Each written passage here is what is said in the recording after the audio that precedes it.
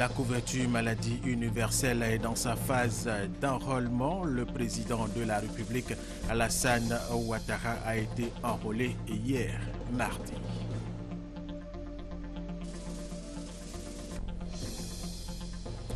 Plus de 10 000 agents de sécurité sont déployés pour assurer la sécurité des populations abidjanaises et leur permettre de vivre tranquillement les fêtes de fin d'année.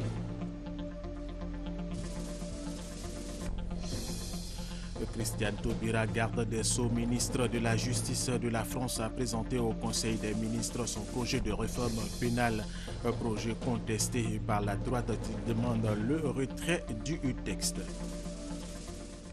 Mesdames et messieurs, bienvenue et merci de regarder RTI 1. Ce mercredi 31 décembre 2014, vous suivrez sur RTI 1 et à 20h le message à la nation du président de la République, Alassane Ouattara. La couverture maladie universelle est dans sa phase d'enrôlement. Le président de la République, Alassane Ouattara, a été enrôlé hier mardi. Le chef de l'État a saisi l'occasion pour inviter les populations à se faire enrôler. L'opération va durer entre 6 et 9 mois. Pour se faire enrôler, il faut une carte nationale d'identité et payer la somme de 1000 francs CFA. Jérôme Kofi à Boulay. Le président de la République, Alassane Ouattara, enrôlé pour la couverture maladie universelle. La cérémonie organisée à cet effet ce mardi 30 décembre 2014 au palais présidentiel marque ainsi le début de l'opération sur toute l'étendue du territoire national. En appelant à la bonne marche du processus, le président de la République a invité les populations à se faire enrôler. C'est une étape importante de notre politique sociale. Je voudrais féliciter le ministre d'État et Madame le ministre de la Santé pour le travail important qui a été fait, qui permet aujourd'hui de lancer cet enrôlement à mon niveau. Et bien évidemment, au cours des prochains jours, de toutes les personnes concernées pourront procéder à leur enrôlement. Ceci est très important pour, bien sûr, tous les Ivoiriens, mais surtout pour les plus démunis. Et pour nous, c'est donc une action sociale, parce que des personnes en bonne santé travaillent plus. Donc je voudrais vous encourager tous à vous enrôler dès que les dispositions seront prises, aussi bien à Abidjan, bien évidemment, qu'à l'intérieur du pays. Pour se faire enrôler, il suffit d'avoir une carte nationale d'identité. Avec l'opération d'enrôlement pour la couverture maladie universelle, c'est environ 400 emplois qui vont être créés, cette opération étant prévue pour durer entre 6 et 9 mois. Le Premier ministre Daniel Kablan-Duncan a présidé la 7e réunion du comité de veille de lutte contre le virus Ebola. Objectif, renforcer les mesures prises par le gouvernement et les partenaires au développement pour maintenir le cap 0 cas en Côte d'Ivoire. Sidonie Waka, Davila. Intensifier les actions de lutte et maintenir le cap de 0 cas en Côte d'Ivoire, tel est l'objet de la rencontre du Premier ministre Daniel Kablan-Duncan et le comité de veille de lutte contre Ebola. Au sorti de cette 7e réunion, des stratégies additionnelles bénéficiant du soutien de la communauté internationale ont été envisagées. Une présentation nous a été faite sur la situation aussi bien à l'intérieur de la Côte d'Ivoire que dans la sous-région. Et nous nous sommes réjouis encore une fois que la Côte d'Ivoire, du fait de tout le dispositif qui a été mis en œuvre, que la Côte d'Ivoire, disais-je donc, n'enregistre à ce jour aucun cas de virus Ebola sur le territoire. Nous avons parlé de la possibilité d'utiliser les couloirs humanitaires pour reprendre le retour des réfugiés en Côte d'Ivoire. Et son Excellence, Monsieur le Premier ministre, a instruit pour qu'un comité présidé par le ministre des Affaires étrangères, le ministre d'État, puisse réunir toutes les parties prenantes pour faire des propositions au gouvernement. À cette réunion du comité de veille de lutte contre Ebola, le Premier ministre a exhorté l'ensemble des acteurs engagés dans cette lutte à redoubler de vigilance et d'ardeur en vue de renforcer les mesures prises, surtout en cette période de fête, moment de grand rassemblement. À cette 7e réunion, le Premier ministre Daniel Kablan-Duncan a reçu de la part du comité de veille de lutte contre Ebola un présent en guise de reconnaissance pour son soutien aux efforts du comité.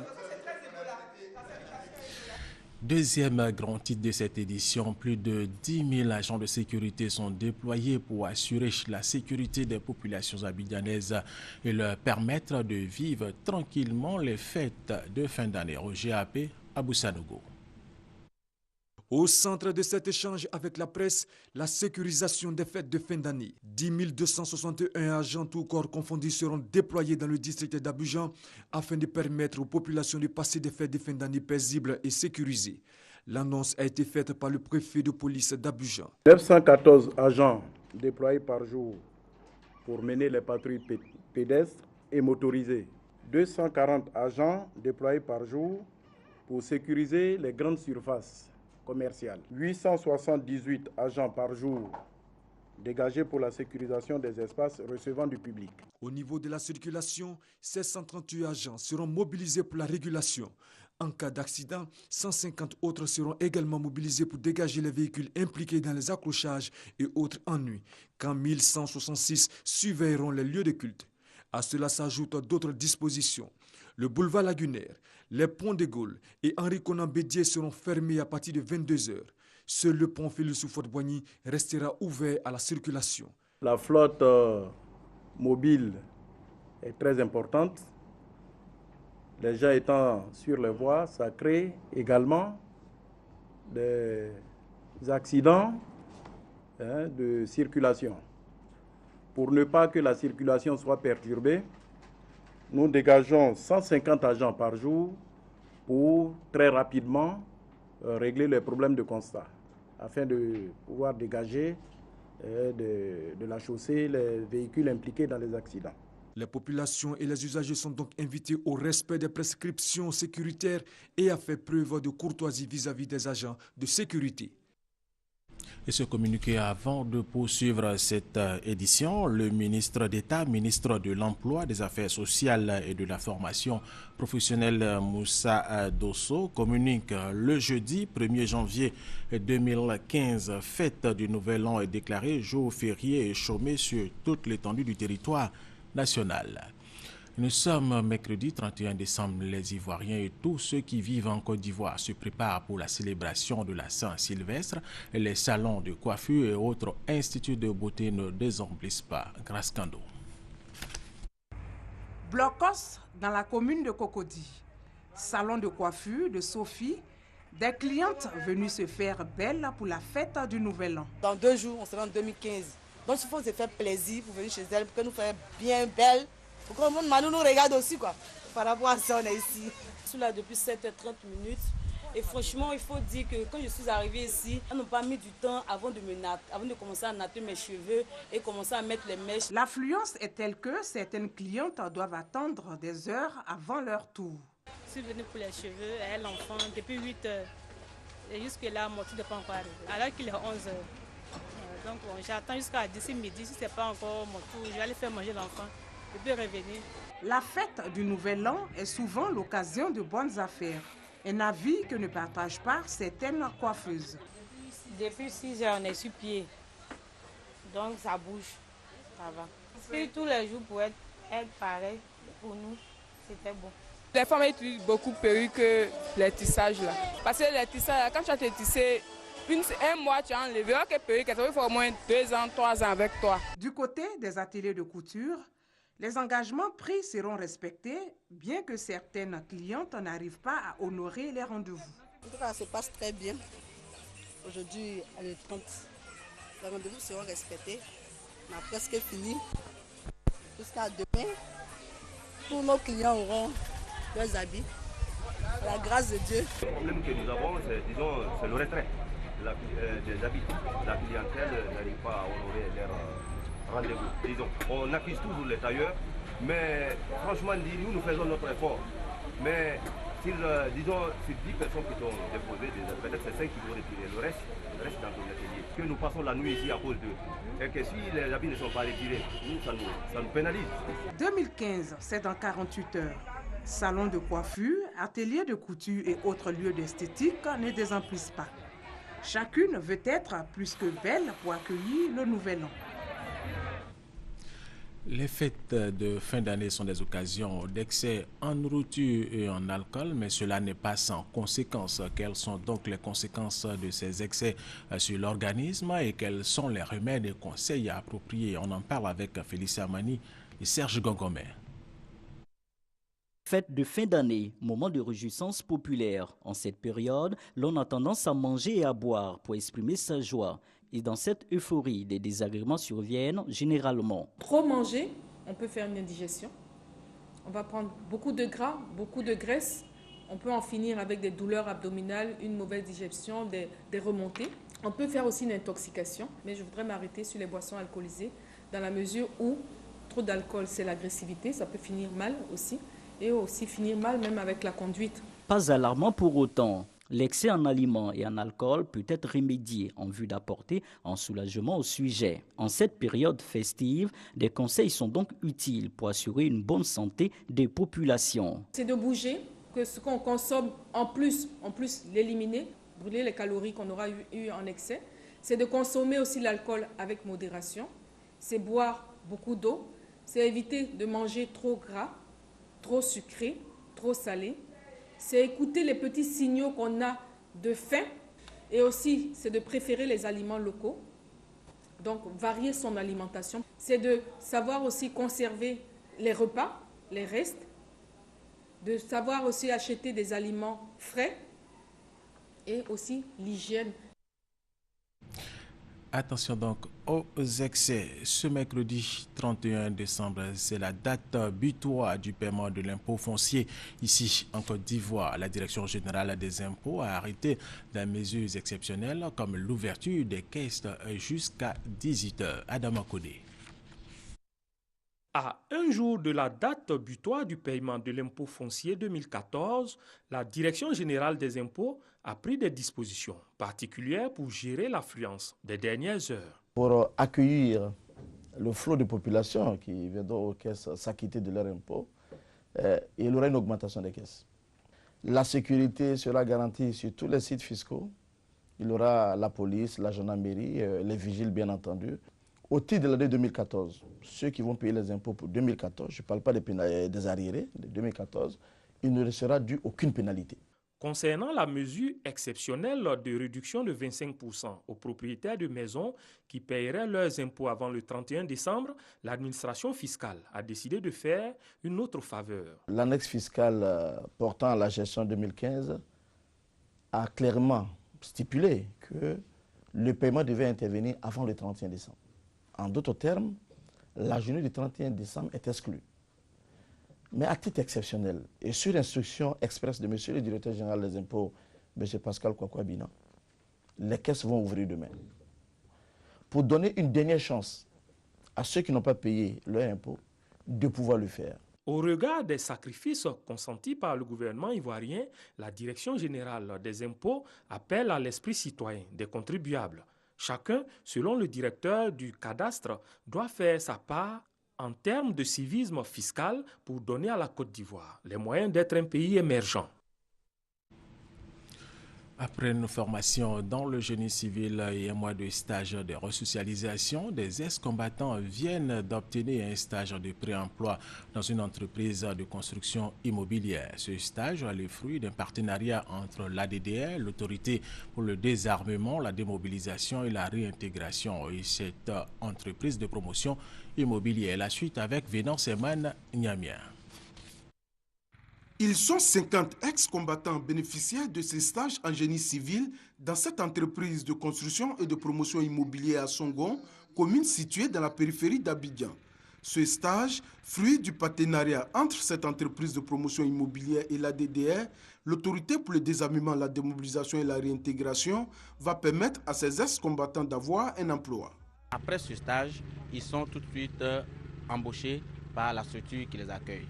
Et donc, ce sont des stages pour améliorer leurs capacités techniques et professionnelles, mais qui doivent déboucher sur un emploi, sur leur réintégration. Donc, pour nous, maintenant, c'est une large part que nous voulons donner aux entreprises privées pour leur dire que nous formons une expertise dans laquelle ils peuvent venir puiser pour la reconstruction du pays. Cette entreprise de promotion immobilière associée au programme de construction de logements sociaux initié par le gouvernement envisage de construire 600 logements dans la commune de Songon. Et le recrutement de ces ex-combattants, au-delà de sa contribution à soutenir les actions de l'ADDR, va renforcer sa main-d'œuvre pour conduire son projet.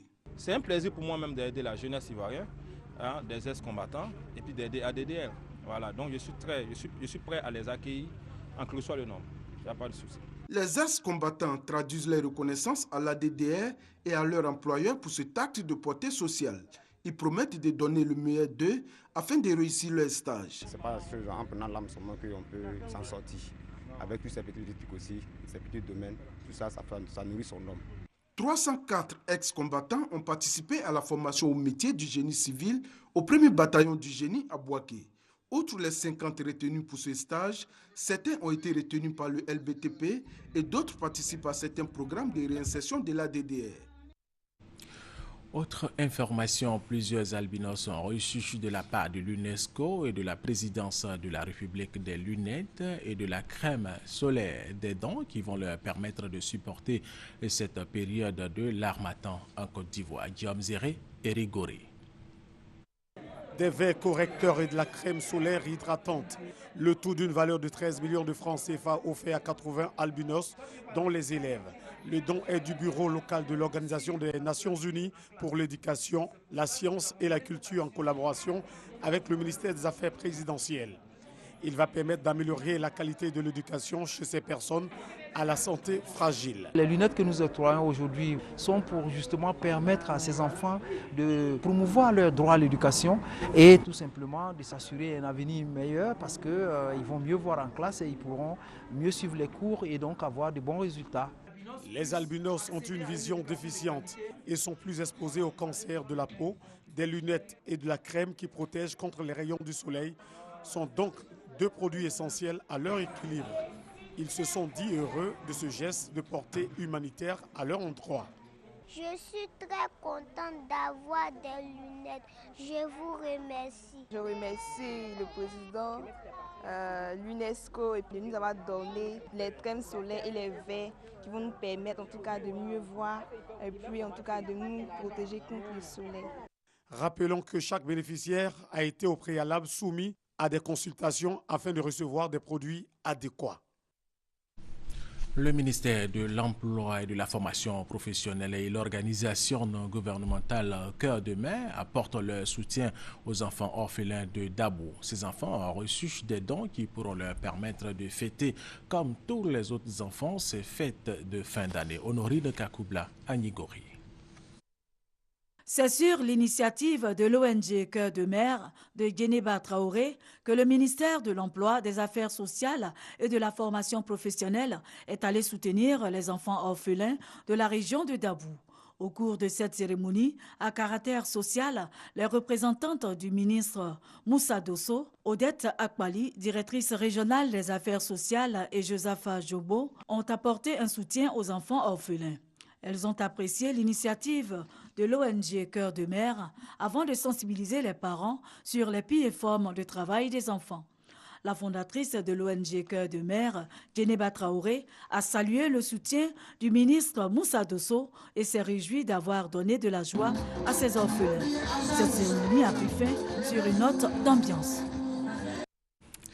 Le Rotary Club Abidjan-Elixir apporte également son soutien au groupe scolaire Château d'eau de l'inspection de l'enseignement primaire de Dabangoro. Ce club service a fait des dons à cette école, dons estimés à environ 10 millions de francs CFA. Kwasi Mabadou.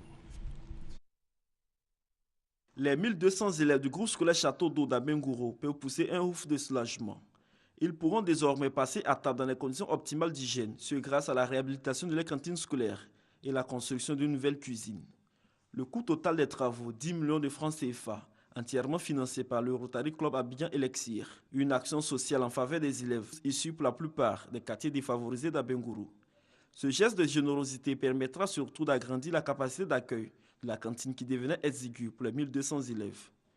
Pour la fête de fin d'année, le Rotary Club Abidjan-Elixir a également offert un arbre de Noël à tous les enfants, avec à la clé de nombreux présents. La direction départementale de la promotion de la jeunesse, des sports et des loisirs d'Adiaké a organisé une journée de collecte de sang. Dans cette localité, 162 poches de sang ont été collectées. Ces poches de sang seront traitées et pourront sauver des vies humaines. Honorine Kakubla, Anigori.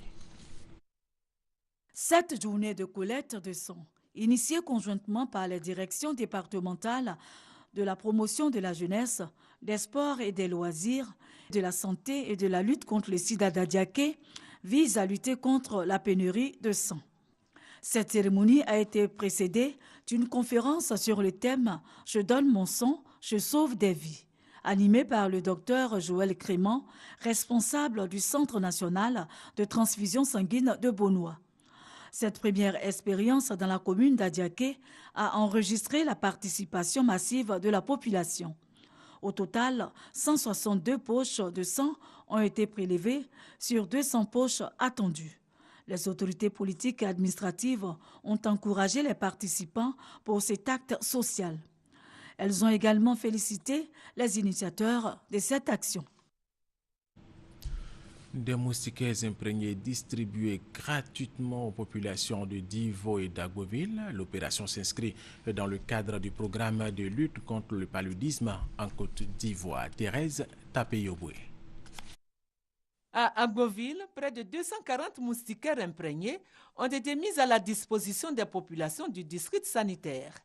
L'initiative est du Programme national de lutte contre le paludisme qui entend toucher 100% des ménages bénéficiaires. Selon Anissé Ehui, gestionnaire de données au Programme national de lutte contre le paludisme, seuls les ménages enregistrés lors de la campagne du dénombrement sont concernés par cette deuxième phase de distribution. La remise officielle de ces moustiquaires s'est faite en présence du secrétaire général de préfecture, Abiou Yao. À Divo, ce sont 5000 moustiquaires imprégnés d'insecticides à longue durée qui ont été distribués aux ménages. Dans ce district sanitaire, le paludisme représente 45% des consultations enregistrées en 2013. Pour la direction départementale de la santé, cette opération vise à combattre efficacement cette maladie qui fait de nombreuses victimes chaque année. Les populations ont donc été exhortées à nettoyer les alentours de leur domicile, à éviter les eaux usées, refuges des moustiques et sources de maladies. Notons qu'en Côte d'Ivoire, sur 100 personnes malades, 43 présentent des signes de paludisme. Durant cette campagne, près de 12 millions de moustiquaires seront distribués sur toute l'étendue du territoire national. Et restons toujours en région. Plusieurs chefs traditionnels des localités de San Pedro, Tabou et Grabo ont eu des rencontres d'échange à Tabou avec Nabo Clément, député maire de San Pedro. Au menu de ces rencontres, les questions de développement de ces localités. Thérèse Tapeyoboué. Le stade du quartier Kablaké de Tabou a servi de cadre à cette rencontre qui a réuni autour du maire Clément Nabo, la chefferie traditionnelle kroumaine de Tabou, San Pedro, Grand Bérébi et Grabo. Les difficultés liées au développement de ces localités, notamment l'électrification, les routes, l'école, ont été évoquées au cours de la rencontre. Le maire Clément Nabo a profité de cette occasion pour procéder à l'investiture du bureau de la Fédération des femmes unies de Tabou, qui regroupe l'ensemble des associations et mouvements des femmes du département. Le maire a exhorté les femmes à cet effet à l'union et a fait bloc autour du président Alassane Ouattara pour le développement de la région. Vous savez qu'il y a un seul combat à mener, c'est le combat du développement. En dehors du développement, aucun autre combat ne vaut la peine d'être. Je demandais à la population de faire confiance au président de la République, son Excellence Alassane Ouattara. Son Excellence Alassane Ouattara, président de la République de Côte d'Ivoire, fait beaucoup pour ce pays. Et il aime San Pedro, il aime notre région. Tout ce qu'il attend de nous, c'est la confiance. Et tout. Suivons-le et puis on verra bien. La nouvelle présidente des femmes de Tabou a décidé d'engager un combat contre la pauvreté à travers la création d'activités génératrices de revenus. Lui emboîtant le pas, le maire de San Pedro a, au nom du chef de l'État, remis la somme de 2 millions de francs CFA à la Fédération des femmes du département de Tabou. Les populations du département de Kaniasso dans la région du Folon ont créé un cadre de concertation pour le développement de Kaniasso. Il s'agit de la section de la mutuelle d'aide au développement économique et social de cette région. Nous allons rester avec Thérèse Tapeyoboué. Draman Diarasuba est le président de la section de la mutuelle d'aide au développement économique et social du Folon, Madesfo. Il a été installé officiellement en présence des cadres de la région à Kaniasso. En marge de cette cérémonie d'investiture, le président de la mutuelle, Kalilou Kamara, a animé une conférence publique sur le thème « La contribution de la Madesfo dans le développement du Folon ». Il a dénoncé l'impraticabilité des routes et l'enclavement de certains villages. Minignan, Kaniasso sont des départements du Folon où tout reste encore à faire, selon le président de la mutuelle. Une raison qui l'a amené à appeler tous les cadres à l'union pour sortir la région du sous-développement. Le président de la Madasfo a profité de cette occasion pour procéder à des remises de vivres, à savoir des sacs de riz à des populations de Goulia, Kaniasso, Tienko, Mahadiana, Pirimbila Nord. La commune de Vavoie rencontre d'énormes difficultés pour son développement. Elle ne dispose pratiquement pas d'infrastructures adéquates pour l'épanouissement des populations. Le constat de Kwasi Mamadou. Voici la ville de Vavoie, 54 ans après son érection en chef-lieu de sous-préfecture. Cette ville située au centre-ouest de la Côte d'Ivoire, entre les villes de Daloa et de Séguéla, est aujourd'hui l'un des greniers du vivrier et regorge aussi une partie importante de la production cacaoyère nationale. Mais ces atouts ne profitent véritablement pas à la ville, car ici, l'on ne se souvient plus de la date du dernier passage des engins de reprofilage de routes, en plus des dépôts sauvages d'ordures qui se multiplient. Malgré tout, le maire et son équipe sont à la tâche pour l'amélioration des conditions de vie des populations. Vavoie a besoin d'un programme spécial d'investissement. En ce qui nous concerne, nous avons des projets d'électrification, mais au niveau du budget, les ressources ne suffisent pas toujours. C'est une ville qui contribue pour 7 milliards de francs au produit intérieur brut de la Côte d'Ivoire, pour le cacao, le café et le coton. Dans cette ville de Vavoie, les besoins sont immenses et multiformes. Tous les secteurs sont dans l'attente d'un soutien éventuel. Depuis des années, le sous-préfet occupe ses locaux, qu'il partage avec d'autres administrateurs dans des conditions non enviables. On n'a pas bénéficié beaucoup de projets dans le cadre du programme présidentiel d'urgence. Donc, mais à côté du programme présidentiel d'urgence, que le PAPC vienne à Vavoie. Parce que Vavoie était au centre des tristes événements que notre pays a connus. Si les écoles primaires et le seul lycée de la ville appellent à l'aide pour leur réhabilitation et fourniture en tabac et matériel didactique, ce n'est pas l'inspection primaire qui dira le contraire. Car voici ce qui sert de bureau à l'inspecteur et à son équipe. Face à la situation, le conseil régional du Haut-Sassandra propose la réalisation de plusieurs projets au profit de Vavoie. En attendant le début de ces projets, ce sont des populations solitaires qui travaillent au quotidien dans l'attente d'un espoir qui viendra modifier leurs conditions de vie. Alors qu'il était absent du territoire gambien, le président Yaya Jammeh a échappé à un coup d'État. Des soldats gambiens ont tenté de prendre le palais présidentiel. Ces militaires ont été repoussés. Le président gambien est rentré au pays. Une tentative donc de coup d'État manquée. Au Burundi, il y a eu des combats entre l'armée loyaliste et des assaillants venus de la République démocratique du Congo. Ces derniers ont été repoussés par l'armée régulière. En Tunisie, le vainqueur de la présidentielle Béji Caïd Essebsi a prêté serment ce mercredi 31 décembre devant le Parlement. Il a ensuite échangé avec le perdant Moussef Marzouki. Président sortant, Béji Caïd Essebsi promet œuvrer pour l'unité et le développement de la Tunisie, également lutter contre le terrorisme. C'est au camp Kosei, la base française de N'Djamena, que Jean-Yves Le Drian fêtera la nouvelle année avec les militaires français de l'opération Barkhane. Environ 1300 militaires français de l'armée de l'air et de l'armée de terre y sont basés. Et puis pour terminer, Christiane Taubira, garde des Sceaux, ministre de la Justice de la France, a présenté au Conseil des ministres son projet de réforme pénale, un projet contesté par la droite qui demande le retrait du texte. Avec plus de 67 000 détenus, les prisons françaises sont surpeuplées. La réforme du gouvernement vise à baisser cette pression carcérale. Plusieurs mesures phares, tout d'abord la fameuse contrainte pénale. Dès la fin de l'audience, le condamné ne va pas en prison mais doit se conformer à certaines obligations. Autre objectif du texte, éviter aux détenus en fin de peine de sortir sans accompagnement, ce qui, selon le gouvernement, favorise la récidive. C'est cette récidive qu'il faut à tout prix empêcher. Et ça passe par un suivi, c'est ce qu'on appelle les sorties sèches. Et pour ça, il faut du personnel formé, spécialisé. Parce que sinon, si on demande à quelqu'un qui est sorti de prison d'aller une fois par semaine pointer au commissariat de police, ça ne va pas changer grand-chose. Et c'est d'ailleurs pour soutenir la réforme que le Premier ministre a annoncé la création de 1000 postes de conseillers de probation d'ici 2015. Mais c'est insuffisant pour satisfaire les magistrats. Cette annonce, elle est insatisfaisante parce qu'elle ne concerne que les conseillers d'insertion et de probation. Pour mettre en place la réforme, il faut des conseillers d'insertion et de probation, mais également des magistrats, des juges d'application des peines, des parquetiers et aussi des greffiers. À droite, on crie au laxisme.